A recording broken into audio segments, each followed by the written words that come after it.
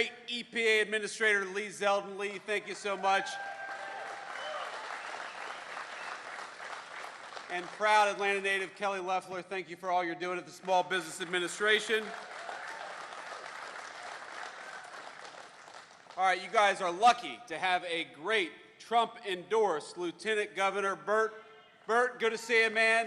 How we doing?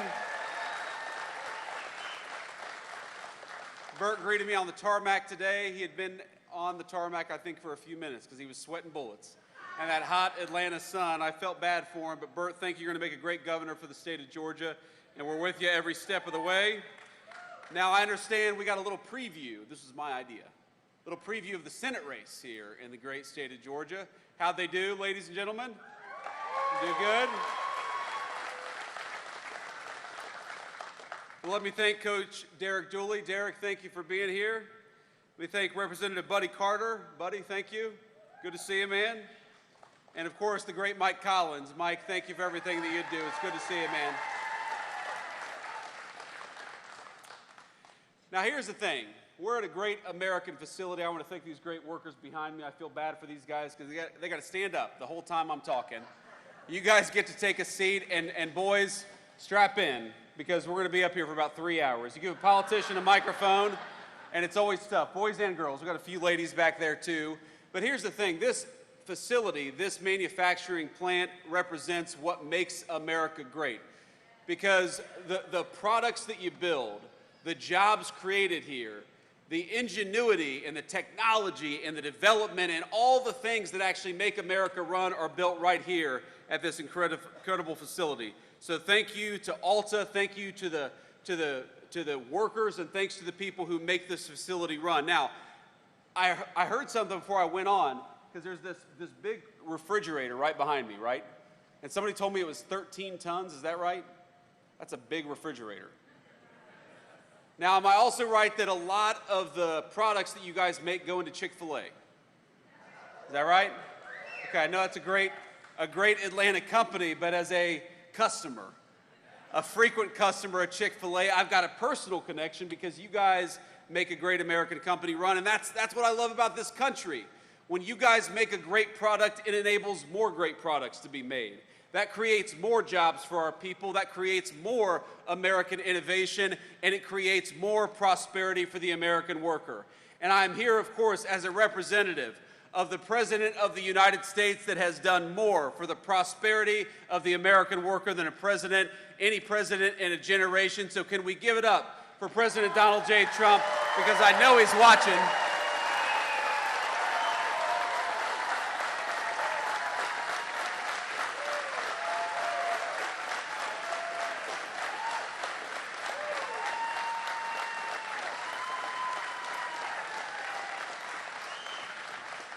And I know what the president ran on, and what the president cares about is building things right here in the United States of America. It's another reason why I'm proud to be at Alta today. Because for a generation in this country, we had American presidents and American political leaders, and let's be honest, folks, it wasn't just Democrats, it was Democrats and Republicans who would ship our jobs overseas, close our factory doors, and do not a damn thing for the American worker. So how nice is it in Washington, D.C. to have a government that is going to protect your jobs, that's going to fight for this facility and say, very simply, if you're building it here, if you're making it here, if you're producing it here, we are going to give you, and already have given you, a big fat tax cut. That's a good thing.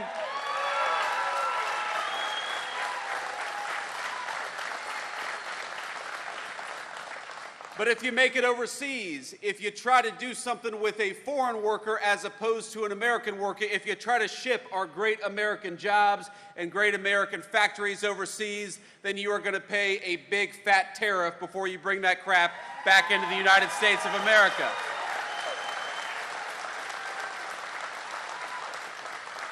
And that's what President Trump's economic policies are all about, my friends. It's the carrot and the stick. We want to make it easier to build in America. We want to make it harder to build overseas. We want to make it easier to rely on our great American workers because we got a lot of them. American businesses ought to employ American workers. And we want to make it harder to employ foreigners to take those jobs from the Americans who deserve them. And most importantly, if you're working hard every single day right here in the United States, or if you're building a business right here in the United States, you ought to have a tax code that rewards you instead of punishes you, and that's what happened when we passed the Working Families Tax Cut just a couple of months ago, and of course, Brian Jack was a critical part of that, so you should be proud of your congressman.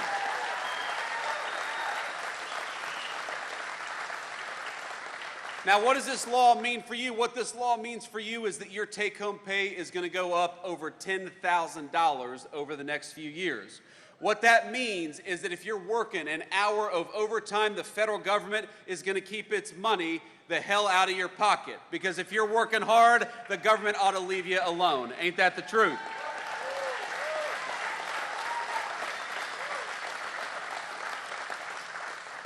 Do any single moms out there?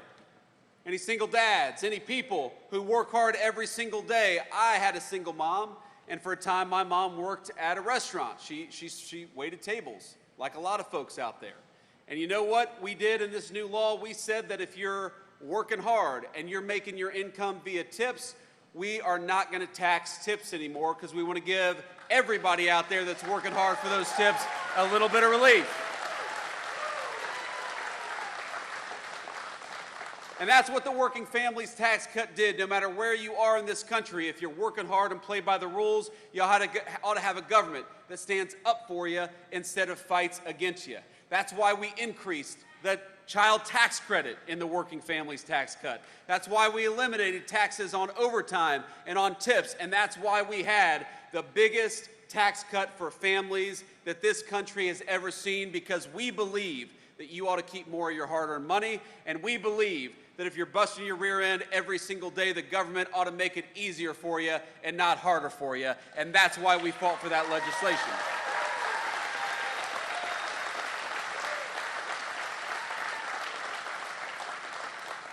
Now, I am just a vice president. I'm just a lowly politician, but I'm going to try my hand at prophecy today, ladies and gentlemen, because I see the future of the state of Georgia, and in about a year, you are not going to be able to turn on the television without Senator John Ossoff pretending that he supported the Working Families Tax Cut when in reality he voted against it.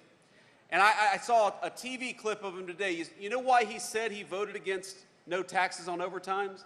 You know why he said he voted against no taxes on tips? You know why he said that he voted to raise your taxes by the biggest amount in a generation in this country? Because he's allegedly worried about people getting kicked off their health care.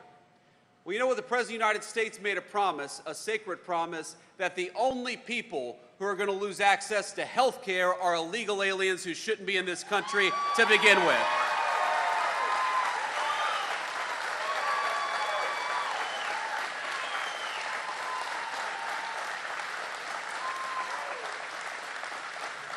Because I happen to believe that Medicaid belongs to American workers and American families. I happen to believe that when you are struggling in this country, we're generous people, and we want to help you. But we want to help the people who have the legal right to be in the United States of America. So it's not about kicking people off of health care. It's about kicking illegal aliens the hell out of this country so that we can preserve health care for the American families who need it.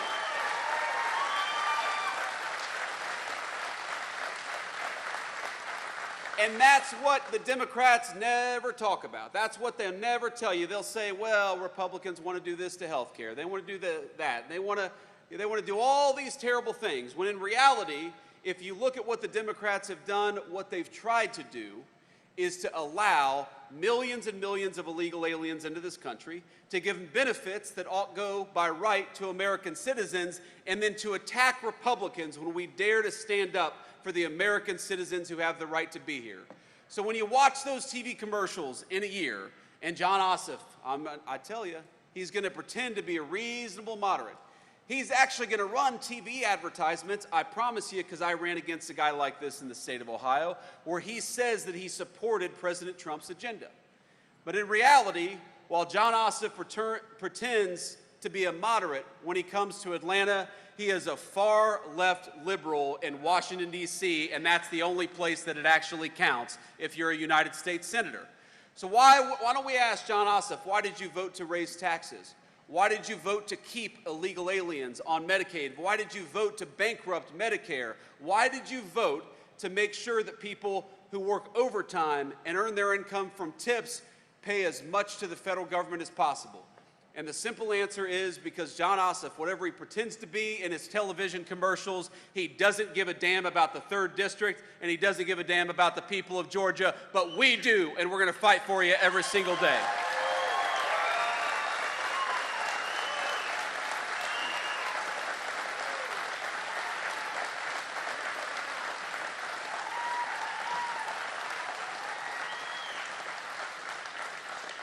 Let me just leave you, my friends, with a final thought. I want to thank you all for being out here, and again, thank the folks behind me, the great workers of this facility. And I'll take a few questions. Should I take a few questions from the media? Okay, I'll do that. So we'll take a few questions from our great reporters, hopefully some local reporters back there, but I'm sure some national fake news as well. But, you know, I went to Union Station in Washington, D.C. yesterday. Anybody here ever been to Union Station? Okay.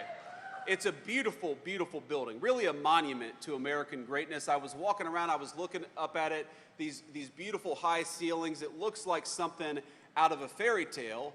And I remember that 2 years ago, when I took my kids to Washington, D.C.'s Union Station, I actually had a crazy person screaming at my 3-year-old kid.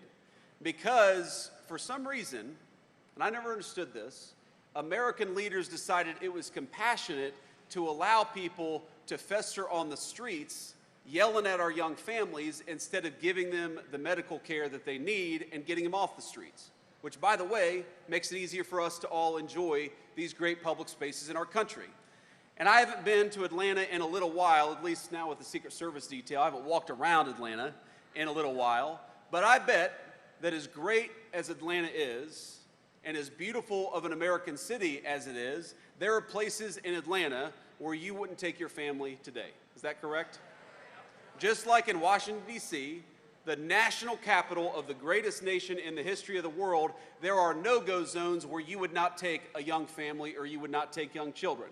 And that's true, I'm sure, all across the state of Georgia, all across our country, because our leaders decided that they would make our streets safe for criminals instead of safe for the people who pay our taxes and keep our communities going.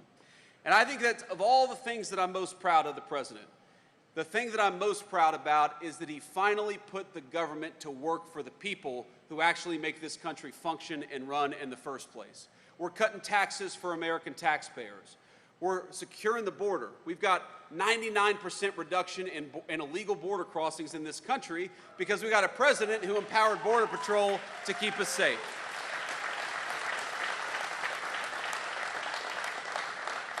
And we got a president who's standing with law enforcement to make it easier to clean up our streets, to make them safe for our young families. If you're a person, I don't care what your political party is, but if you're a family and you want to take your kid to a nice meal in downtown Atlanta, it's about a 40-minute drive, take your kid to a nice meal in downtown Atlanta, you ought to be able to without being harassed by a criminal. We got to take America's streets back for the American people, and that's what the President of the United States is doing every single day.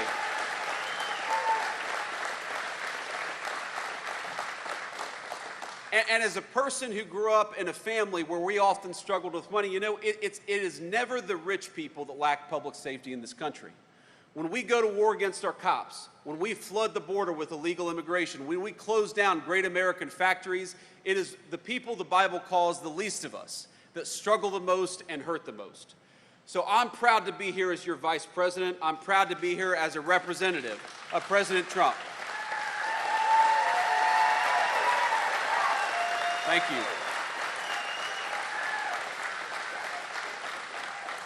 But I'm most proud that we have an administration that is making it easier, whether you're rich or poor, to walk down the street with a semblance of public safety. I'm most proud that we're fighting for the jobs of the people behind me and the jobs of every single working person in this country, and we're fighting to make sure that you pay low taxes instead of a bunch of garbage to the federal government.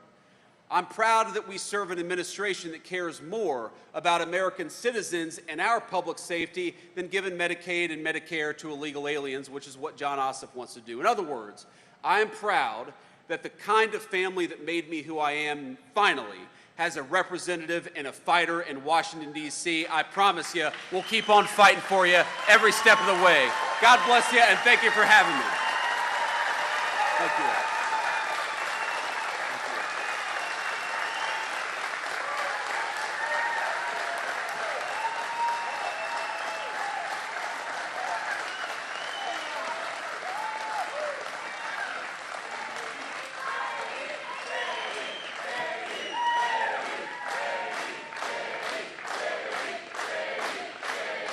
Thank you all. Thank you. I don't think I'm going to get the same chant from the fake news media, do you? But we'll let them ask some questions anyway. Let's take a few questions back there from the rafters. I would prefer to take at least a few local media questions first, and then we can get to the national folks. Semper Fi, sir. God bless you. I think we have a microphone back there. If we could pass around. Sir, go ahead. Mr. Vice President, I'm Richard Elliott with WSB-TV here in Atlanta. You've heard the criticism from Democrats that making the Trump tax cuts permanent comes at a cost to Medicare, SNAP benefits, and other things like that. How would you answer some of those criticisms by the Democrats? Yeah, well, I appreciate that question. Look, there are a couple of responses to that criticism. First of all, the only people that we say should not get free government health care benefits are illegal aliens and those who refuse to try to even look for a job. It's very common sense. We want, and look, we are going to bankrupt this country if we keep on giving the people's benefits, the people's Medicare, Medicaid, and Social Security benefits to illegal aliens who have no legal right to be in this country and never paid into the system to begin with. That is never the design of those programs, is to give them to every person all over the world. They ought by right to belong to the American citizens who paid into those programs to begin with. And that's what we're fighting to make sure happens. And the second response I'd say to that is look, we did a lot in this legislation. Brian worked on it. The other representatives here worked very hard on this to make sure that a lot of our rural hospitals are struggling because of some of the policies of the Biden administration. So what we did is we put a lot of resources and a lot of changes in regulations to make it possible for our rural hospitals to stay open despite what the Biden administration did to them for 4 years. So our policy is very simple. Whether you're in a big city or a small town, we're going to fight for your access to health care. Whether you're an American citizen who's been here for 70 years or an American citizen who's been here for 2 years, we're going to fight for your access to a government that serves you. But if you're an illegal alien, you do not deserve government-paid health care benefits. You need to get out of our country, and that's as simple as that.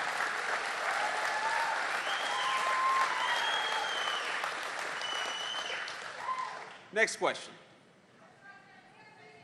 Mr. Vice President, Greg Bluestein with the Atlanta Journal-Constitution. Thanks for being here. I have a follow-up to Richard's great question on those health care funding cuts.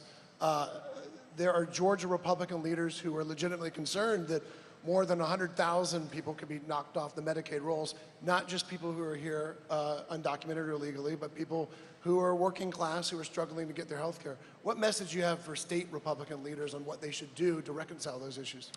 Well, the first thing I'd say is the state Republican leaders and frankly state Democratic leaders, if you're worried about American citizens losing access to health care, the Trump administration always has an open door policy. And we worked with a number of our colleagues, Democrats and Republicans, at the federal legislature, but also at the state level, to make it possible to ensure that American citizens have access to the medical benefits that they need. It's as simple as that.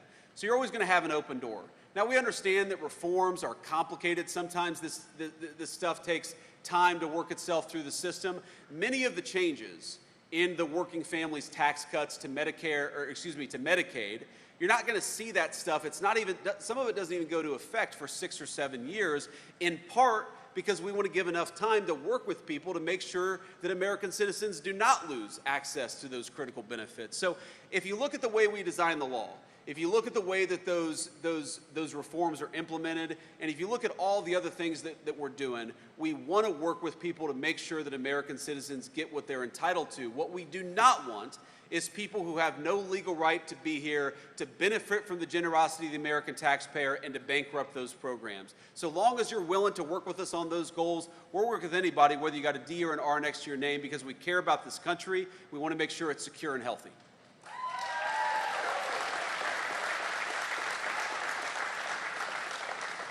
Next question. We had a couple hands back here, but okay, we got a school back there. We do. Okay, well, let's get them a microphone. My name is Virgil Garrett. Thank you, Mr. Vice President. Of course, thank you. I'm here with the Central Educational Center, CCS-TV.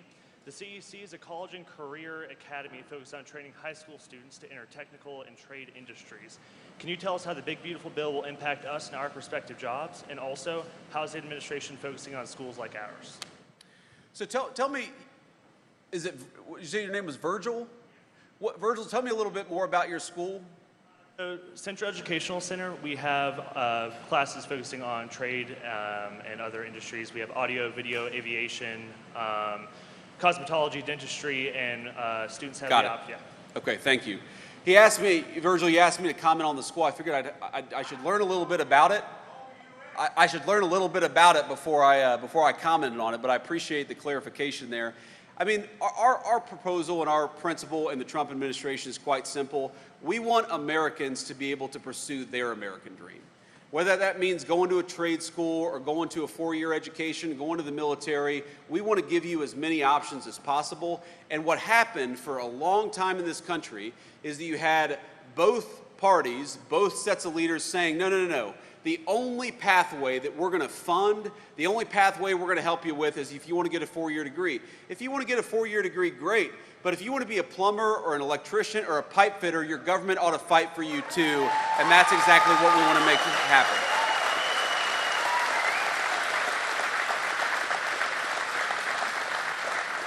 And I do, you know, Virgil, part of that is policy. Part of that is making sure that things like Pell Grants and other federal benefits, they don't pick and choose, they don't discriminate against our great trade schools. But part of that is leadership. And I think it's important for those of us who are in positions of leadership to say that, you know, there are so many great careers that require you use your hands and your head at the same time, where you can earn a great living, you can build something great for your fellow citizens and people in your community. We're not going to have enough housing. We're not going to have plumbing that works. We're not going to have lights that turn on unless we've got enough people going into our trade schools. We got to have more kids doing it, more young people doing it, because they're the ones building the American dream of homeownership. They're the ones building the future, and we're going to fight for you every step of the way. Thank you for your question, Virgil.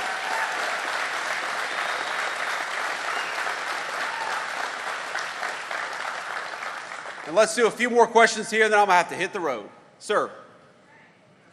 Where have we got a microphone? Vice President, Raul Bally, WABE Radio here in Atlanta. Wanted to ask you about something, your final topic on safety. Do you see the administration putting soldiers in the city of Atlanta?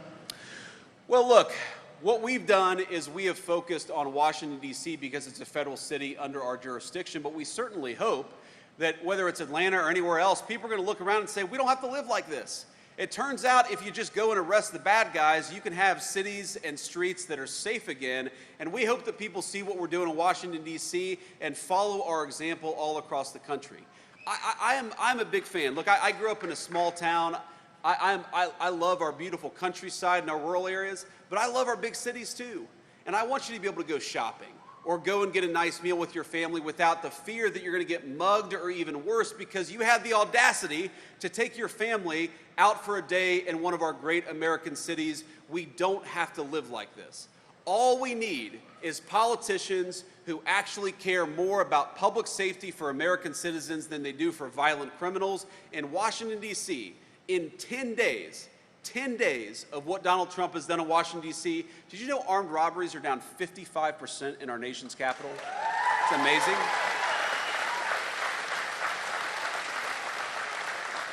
You know, murders in Washington, D.C. are down over 35%. Again, that's in a week and a half of just taking crime seriously. And And there's something, you know, Democrats had this weird sickness in the head 5-6 years ago where they decided that all law enforcement was racist. You know who suffers the most, especially in our urban areas, when you don't allow the police to enforce the laws against bad guys? It is the good citizens, disproportionately black Atlantans, who suffer the most from high violent crime, because you've got more, or at least a disproportionate number of black Georgians living in Atlanta compared to other places. So when you empower police to prosecute violent criminals, that's not racism, that's empowering everybody, black or white, to live safely in their communities, and that should be the God-given right of every American citizen to walk down the street in safety and comfort. God bless you, sir.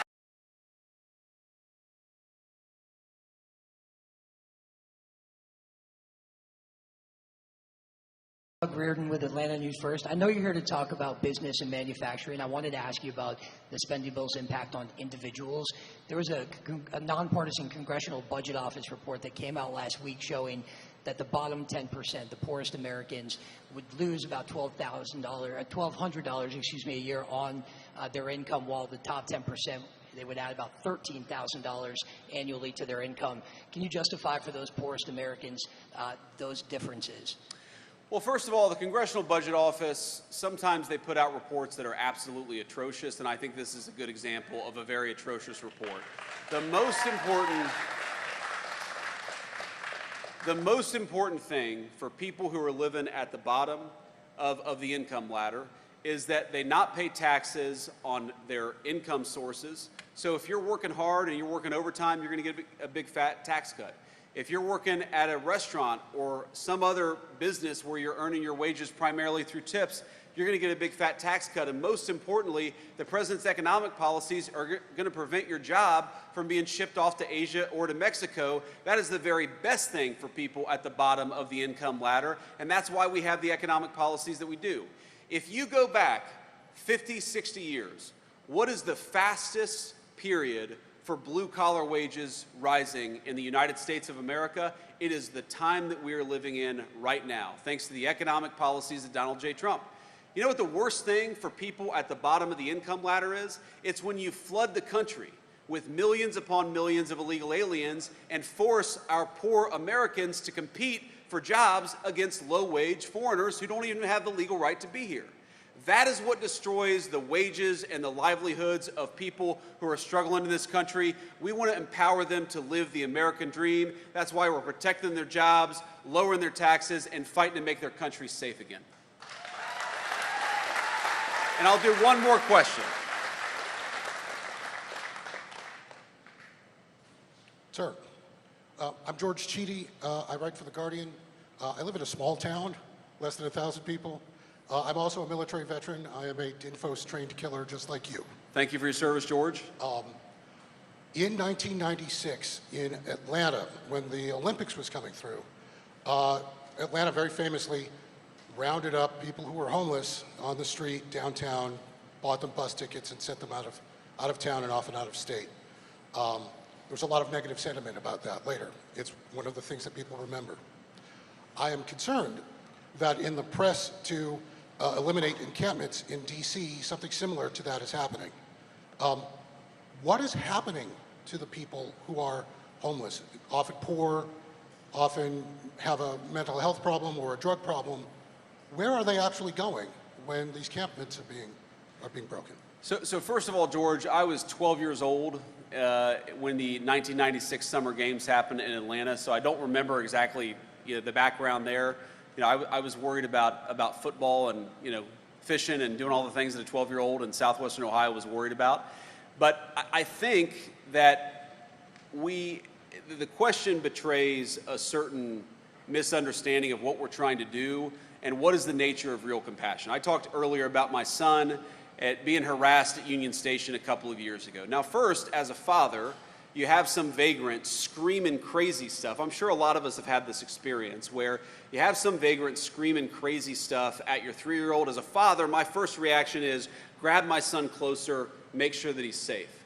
Okay, then you realize the person's not gonna maybe run and charge and attack us. We'll just keep our distance, but then you think, wait a second. why have we convinced ourselves that it's compassionate to allow a person who's obviously a schizophrenic or suffering from some other mental illness, why is it compassionate to let that person fester in the streets? You see them, they're you know, a lot of them have clear mental health issues. A lot of them have clear physical health issues. They're not properly clothed. They're not properly cared for. Some of them are wasting away. The compassionate thing is to have people who are having mental health crises, to get them in treatment, not to let them sit on the streets and yell at our people while they're walking by.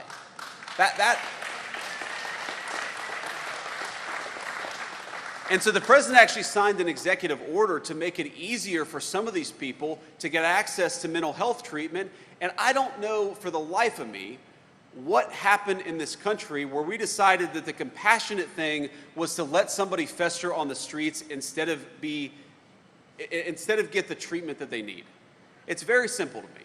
And I don't know why we accept it as parents and as grandparents and as people who just want to walk down the street in comfort, why we accepted that it was reasonable to have crazy people yelling at our kids. You should not have to cross the street in downtown Atlanta to avoid a crazy person yelling at your family. Those are your streets, paid for with your tax dollars, and you ought to be able to use them like any other citizen of this country. So let me close. I know I said that was the last question, so let me just close with this thought. You know, there are a number of things I could say about President Trump's leadership and a number of things I could say about what we're trying to accomplish in the Trump administration. Put very simply, we're trying to make America great for Americans again. When you hear that phrase, make America great, we want you as a taxpayer, as a worker, as a business owner, we want you to be able to enjoy the incredible benefits and bounty of the United States of America. This country was built by your grandparents, by your parents, by your forebears. You ought to have the right to live a good life in this country that wouldn't even exist were it not for the hard work of so many generations who came before us. They didn't put in that work. They didn't build this great country. They didn't carve the greatest civilization in the history of the world out of a wilderness so that their ancestors and their descendants could see it fall into disrepair. They did not build, look at Atlanta, it's a beautiful city. It's one of the most beautiful cities anywhere in the world. The people who built Atlanta did not build it so that you would not be able to walk down the streets of Atlanta safely at night. They built it so that you could enjoy it. They built this country so that we could make an even greater America out of it. And the policies of the Trump administration are meant for one simple reason: to empower you to live a great life in this country that all of us love. We've got a lot of work done in the last 7 months. We're going to do a hell of a lot more work in the next 3.5 years, and we're going to fight for you every single step of the way. God bless you.